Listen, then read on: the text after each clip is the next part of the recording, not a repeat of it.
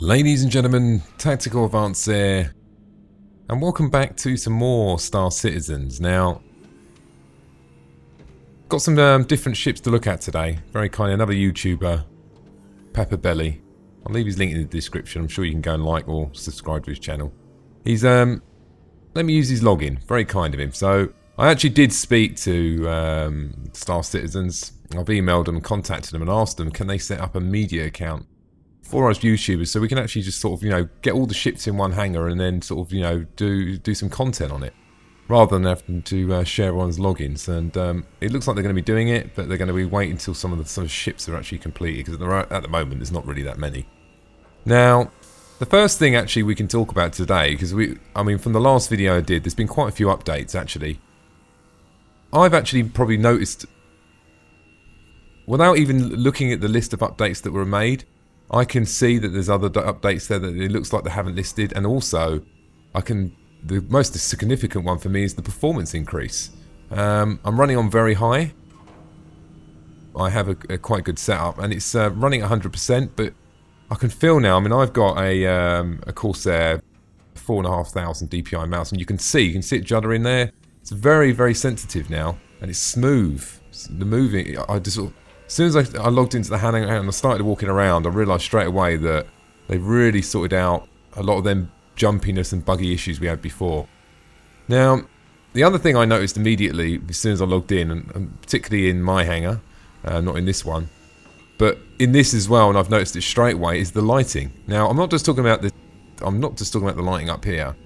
The actual lighting for the ships have actually been adjusted, because even the underside, it just looks so much better, and it needed to be done really, because I mean the Constellation in my hangar, in the business class hangar, don't get me wrong, it looked good, but there was not enough light on it. It was either the lights need turning up, or the lights need turning up and the lights, you know, that shines underneath and around the ship needs increasing, because you could walk underneath the Constellation, you could not, it was pitch black, where now you can actually go under the ships and there is light under there, which sort of makes sense.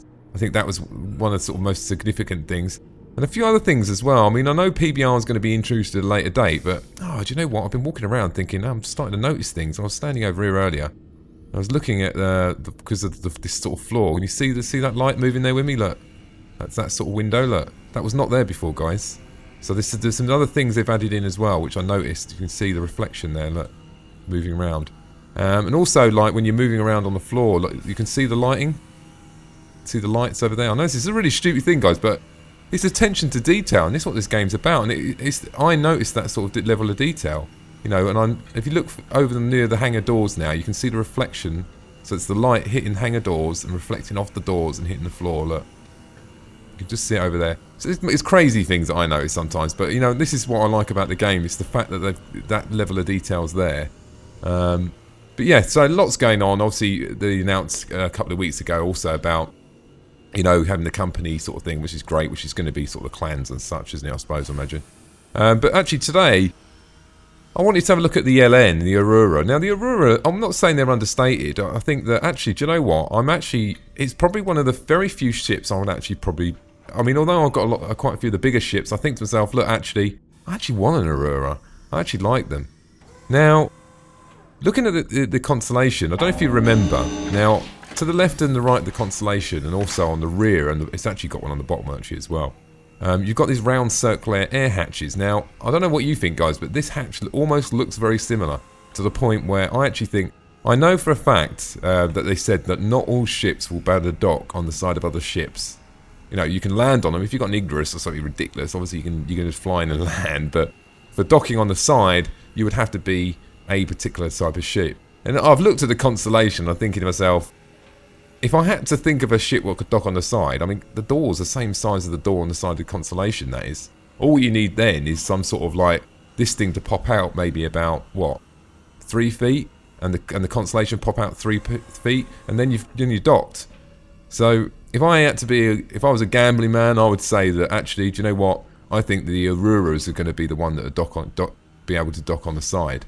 I mean, might be wrong, I mean, if we go and have a look at the Hornet, now on that basis we know that the Constellation has them round doors, top, bottom. How the hell is this going to dock? Because don't forget that the cockpit inside of there is, he's got air inside of there.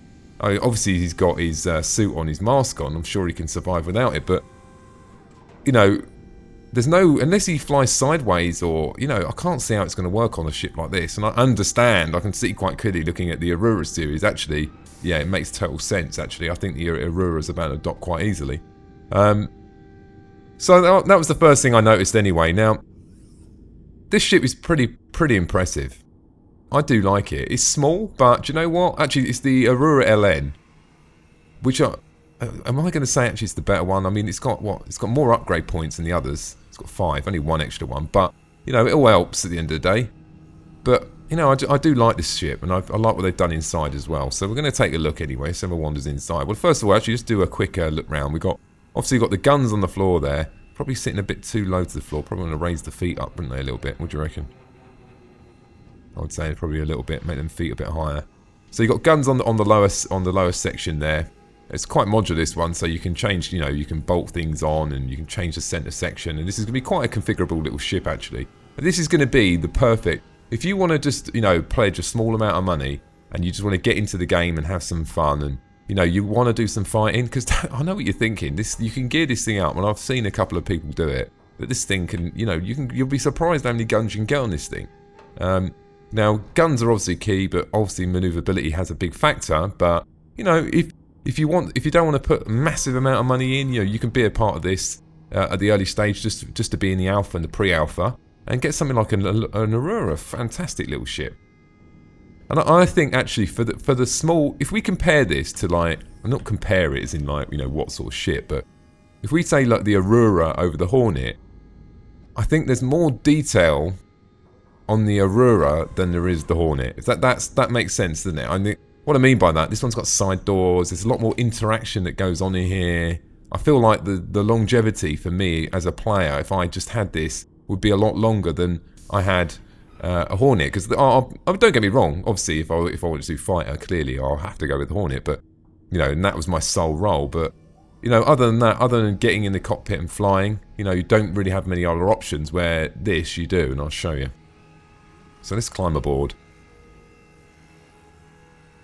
Yeah, I think, do we have to duck when we're in here? I'm not quite sure if we're ducking or not. Yeah, we are slightly ducking a little bit, not surprising.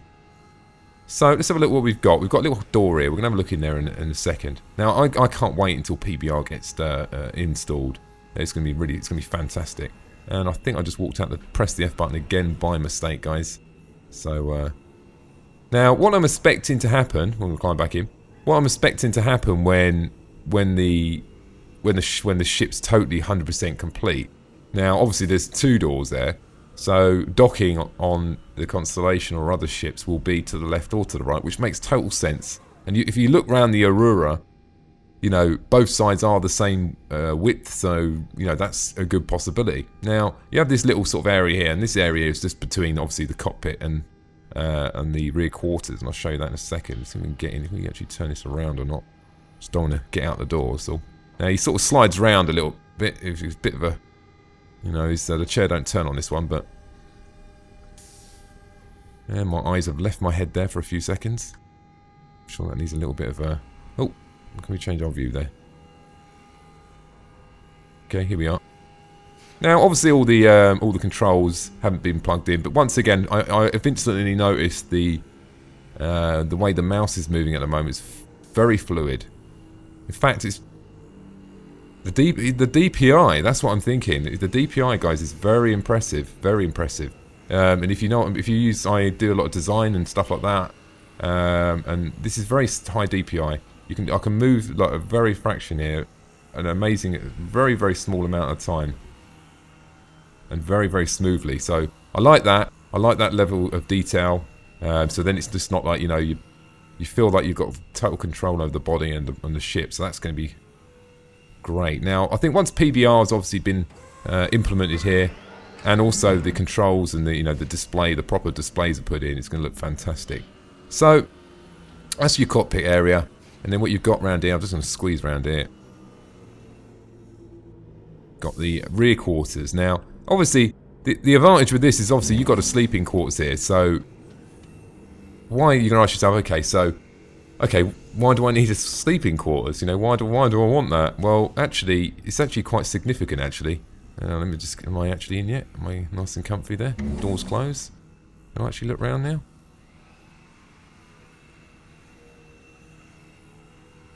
I've actually got a little skylight there, actually. I can look at the stars while I'm in here. So, can't actually move around my head, actually, which is a little bit strange. You would have thought I'd have been able to. Now, let's climb out again. Now, while we're climbing out, I'll just explain why the sleeping area is quite significant. Now, let's say, for instance, I mean, you could do long distance. You're going to think, oh, long distance travel in Aurora. Well, look, you've got to make the assumption that there's going to be fueling stations or gas giants or, you know, other players with fuel tankers that you can refuel or, you know, off along the way. Now, the advantage of obviously having the sleeping quarters is, just walk a little bit closer to the door and get out.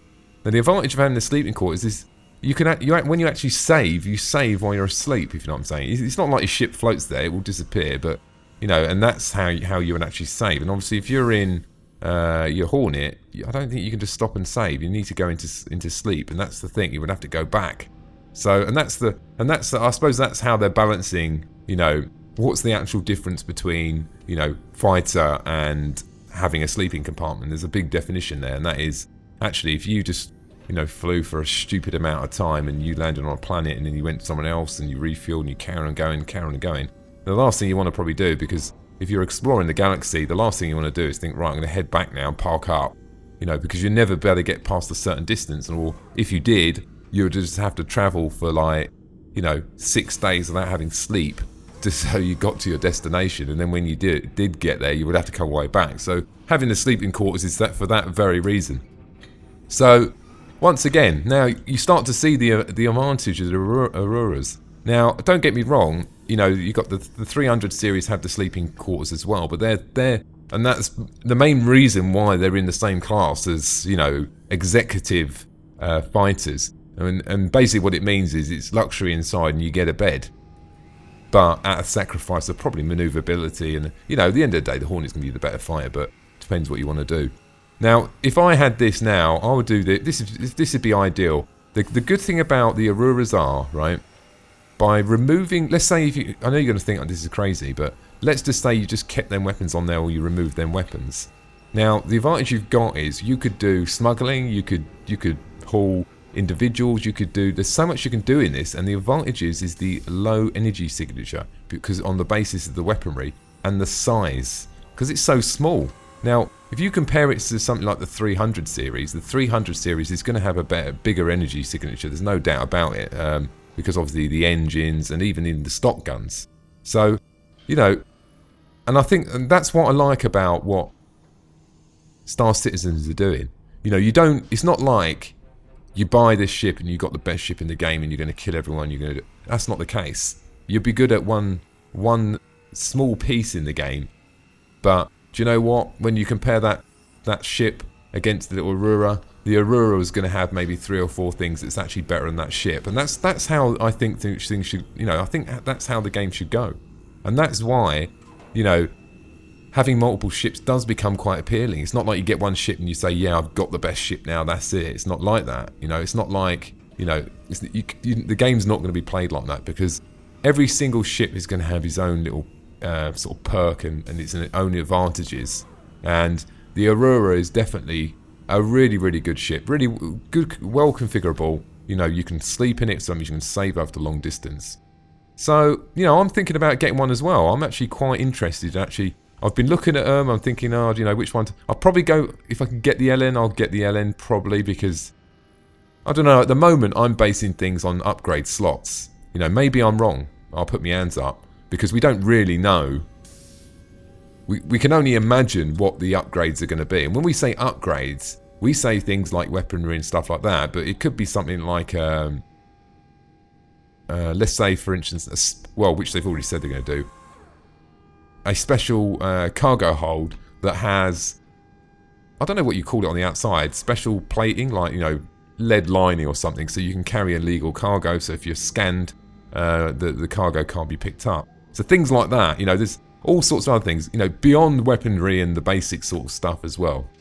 You know, I don't know if they're going to do jump drives, I don't think it goes as far as that, but You know, you're going to get all sorts of stuff, probably beyond our imagination, of what you can actually, you know, put in the ships. I mean, even how it stands at the moment, there's a lot of things they're doing, like, and the way they're creating things, like all these doors and the animation, that actually, do you know what? If you tasked me to do it, I don't think I'll be able to do I wouldn't be able to do as better a job as them. There's no doubt about it. They've done a fantastic job, even with what they've done so far. So I'm solely relying on them, and obviously the community, to actually, you know what, come out with these fantastic ideas, and I've no doubt they will. So, moving on, look. So the update they've done, it's not epic, but one of the things they did say is the main reason they've done this update was because at the moment the hangars weren't sort of persistent. They were the way the hangars actually worked is you would log into the hangar, you would move things around, you know, you put your crates around, you add the fish tank. They've added a couple of new things as well. There's a trophy cabinet and the fish tank. You've probably seen that. We're going to take a look. And you can move things around, and when you come back now, they will actually be saved. Now, I believe so. At the moment, they're being saved locally, but I'm sure what's going to happen is further down the line, it's going to be server side. It would have to be. Otherwise, what's going to happen is if you log in, let's say for instance at home and play the game, and you log in somewhere else, does that necessarily mean that actually, you know, things are going to be in a different place based on your, you know, your PC saved? So I think at this stage, what they've done is they've, you know, given the ability to start saving stuff and start moving stuff so they actually stay in one place, and when you move things, they stay there. So that was one of the significant updates, I suppose. And the other thing was the wobble thing, guys. I don't know if you've ever logged in, but you had that wobbly thing. That was very irritating. In fact, they didn't actually say that they've actually resolved the wobble. I can't really see the wobble anymore, but they said that they dramatically improved the wobble. So the wobble is still a problem, but I haven't experienced it firsthand. But a couple of little things I have experienced is little funny square dots, checkered patches in the corner of the screen. But I think we're all aware of that, so nothing to majorly worry about there. So anyway, ladies and gentlemen, look, it was just a quick update. Now, actually, if I was a betting man, I would say there's 100% certain before Christmas we will see the next update to the hangar. And I'll tell you why. But look, let's look at it this way. If I'm a game maker, they want to make money. If I push the update now after Christmas, when everyone's spent their money, then there's going to be an issue. You know, if I push it, well, I say the issue because everyone's spent their money. So what I would do if I was the game maker, I would do the release before Christmas, so people make more videos, get some more interest, and then people spend the money and buy into the game. And that's, look, I'm speaking on behalf of what game makers will do, and I can tell you that now. I mean, if you go to look at DayZ or something like that, I'll be a better man that that's coming out before Christmas as well. You know, you see what I'm getting at? I mean, you can't blame them. It's the right thing to do as a game maker, because if they don't do it, then they're going to lose that advantage of people spending that money at an early stage, and that means that the game we're going to get in the long run is going to have a negative effect. So I really hope they do, because, you know, I want them to have the money, and I want them to, the more money they have, as far as I'm concerned, you know, the better the game's going to be for us. So anyway, ladies and gentlemen, look, it's a little bit of an update today. There's not a massive amount of news really what's going on, but what I will do is I'll do another video probably maybe the end of next week. We'll take a look at the Hornet as well. Now we've had a quick look at the LN. So anyway, ladies and gentlemen, thanks for watching, and don't forget to subscribe.